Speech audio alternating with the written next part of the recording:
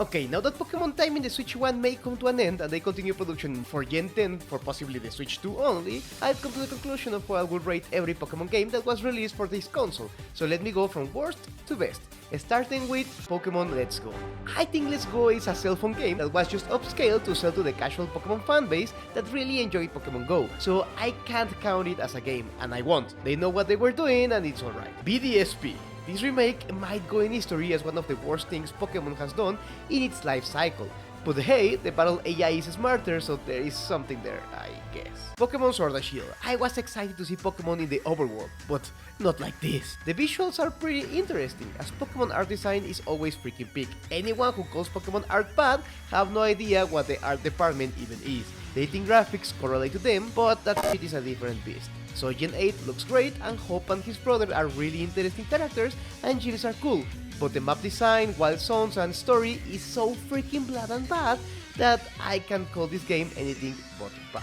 Scarlet and Violet was a game that showed Pokémon was ready to take a leap forward in quality and experimentation, only to give us the same shit but in a basic open world that can barely be called one.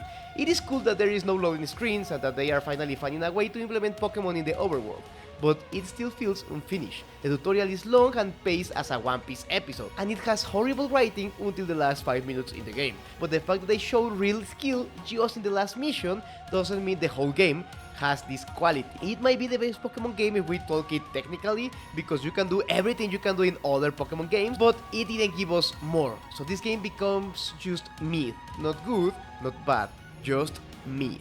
Not a surprise, but in number 2 we have Pokémon Legends CA. This Pokémon game had a lot to prove, and it almost did. It feels like Pokémon is evolving and taking criticism, but they could only do so much with the shitty production time they have, and delivered a visually different game with a different approach to battles, with awful story, but amazing characters, making the experience really fun at the end, and with little breadcrumbs of good design here and there, making this game a step forward in Pokémon design. And now my number 1 Pokémon game on Switch, and actually number 1 as a whole, is Pokémon Legends Arceus. This game showed what Pokémon should be, a game where Pokémon feel dangerous and magical, where you can see them in their natural environment and catch them in different ways, a game where your side quests and actions have effects on the land around you, and where your Pokémon feel like they are yours, and you can see them in the battlefield that has a different playstyle than the rest of the franchise, making some Pokémon feel so much dangerous than others because of how it works. A story that is still bad per se, but has crumbs of actually good planned out shit.